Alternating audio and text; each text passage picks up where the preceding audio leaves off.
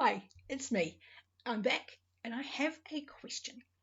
When did we as fantasy readers decide that nice, happy ever after stories weren't what we read? Because I have been reading a series for very many years which has young protagonists, it's written by a female author, and is I've never seen anybody read it until I started looking around this video and discovered that the rather fabulous Lee Durfee, who is undergoing medical problems at the moment, we wish you all the best, Brian, has read and really enjoyed some of these books.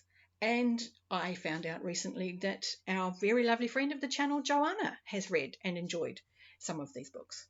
So hooray, I'm not entirely screaming into the void. I'm talking about Mercedes Lackey and her Valdemar series. It's surprising how few people even know the name.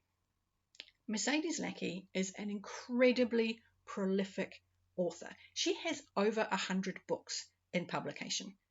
That's a lot of books. And in the Valdemar world alone, she's got over 40. She also has almost, a dozen, 2 dozen short stories in the world. There are well over a dozen compilation short story books where other authors have contributed to the storyline, to the story world. And I mean, it's massive, it's huge. And so few people I know have read them. Why is that? And I think it's because they're nice. In this particular little corner of booktube that I have found, I think they would be termed palate cleansers because they're easy. The good guys are good guys. The bad guys are bad guys. Things are as they appear. None of this unreliable narrator, none of this morally grey. The good guys are the good guys and the bad guys are the bad guys. The good guys are almost sickeningly good on occasion, and the bad guys are very twirly moustache bad guys. They're really easy to read. That doesn't mean they're not worth reading. They are worth reading. Now, I say that there's over 40 books in the series. The first series was written and published way back in the mid-80s. So we're talking 1987 through 1989. The first trilogy was published. And they're teeny. They're teeny tiny books. And most fantasy readers could knock all 3 out in a weekend. Easy. Not a problem. And the most recently written trilogy is being written currently, in that one book is out, one has a publication date, and they're working on the third. There's a lot.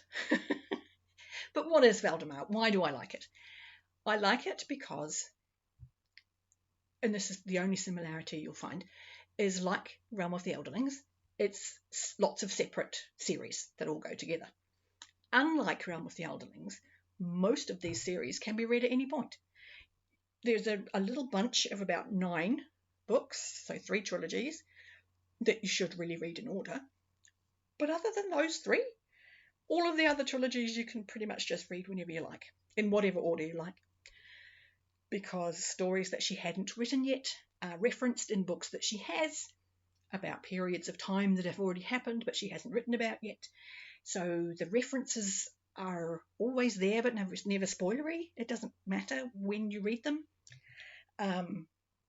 And why else should you read them? Because, let me see, there's quite a lot of reasons. There is magic. There is, in some books you have very traditional magic, where it's about gathering energy and shaping that energy into a thing, or a fireball, or a hologram, or a heat, or whatever thing they need. There is lower magic, where it's more the sort of mental gifts, where it's telekinesis and telepathy and maybe pyromancy, or that kind of carrier. So there's magic of varying kinds. Empathy, healing is a gift. There's magical creatures. Valdemar is a country founded by a fleeing noble from an evil overlord.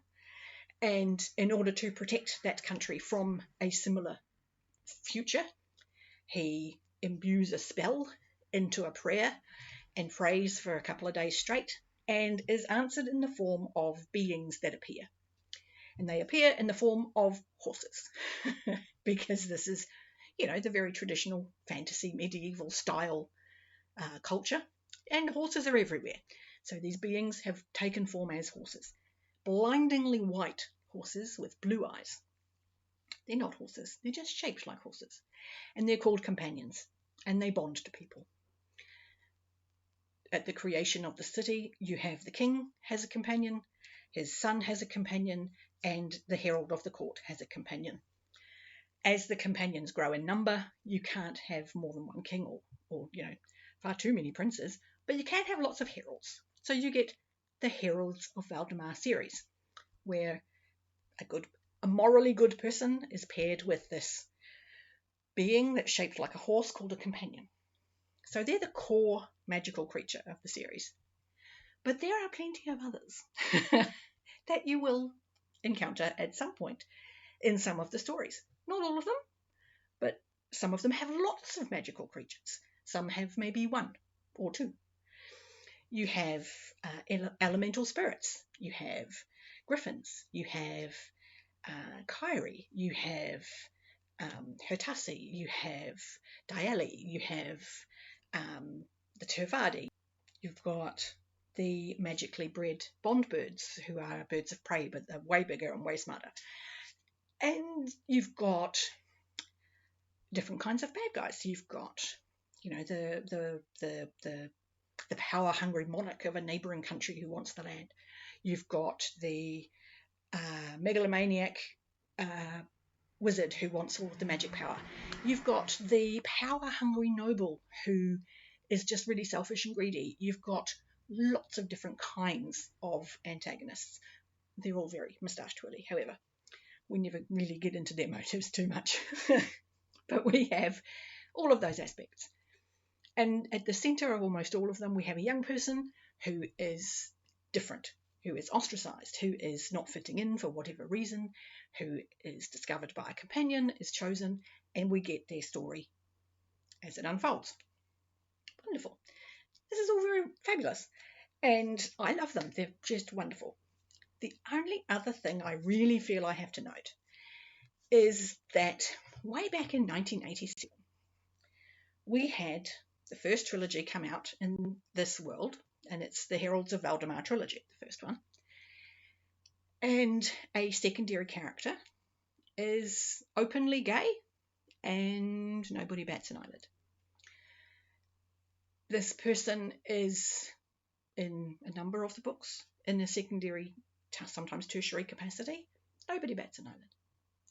In 1987, this was unheard of, okay? Just nobody did this. The next trilogy that she wrote, and I'll put the year on the screen because I can't remember it off the top of my head, but it wasn't much later, probably 1990 to 91, 92. Her main character is gay. And while it is important to the story in terms of the reasons why he's ostracised and why he's not fitting in, it's kind of not relevant to the rest of it. It isn't dwelt on. It isn't like, oh, look, I have a main character who's gay. No, it's just there. And again, back in the 90s, no one was doing this. I mean, come on. So yes, Mercedes Lackey broke some ground. And do I think she deserves to be called up for it? Yes, I do. She did an amazing thing, and bloody good on her. As for anything else, feel free to join me next time when I go into each little trilogy a little bit deeper. But mostly this is just a call to arms. What's wrong with nice? There is nothing wrong with nice. Nice is fine. Nice can be a good palate cleanser. It can be a refresher for the soul, because let's face it, some of what we read, well, it's a bit traumatizing. It can be a bit to carry. These ones, not so much. They're just nice. So yeah, hopefully you'll read one soon. Anyway, if even vaguely interest has been stirred, then please like.